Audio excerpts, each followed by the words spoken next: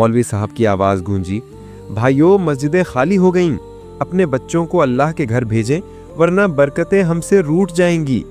Hamza phone में गुम था। आजान की आवाज़ आई, हय्या अलल फलाह। कानों ने सुनी मगर दिल ने अनसुनी कर दी। तभी कमरे में रोशनी फैली। एक नौजवान सामने आया, आंखों में नूर, चेहरे पर नरमी। हमजा घबरा कर बोला, तुम कौन हो? नौजवान मुस्कुराया, मैं तुम्हारे दिल की आवाज हूँ नूरू। जब इंसान नेकी से भागता है मैं जाग उठता हूँ। देखो हमजा, मस्जिद खाली है इसलिए घरों से सुकून चला गया है। जब दिल अल्लाह से दूर हो जाए तो मोहब्बतें भी मांद पड़ जाती हैं। हमजा ने फोन बंद किया, वजू किया, मस्जिद की तरफ चल दिया।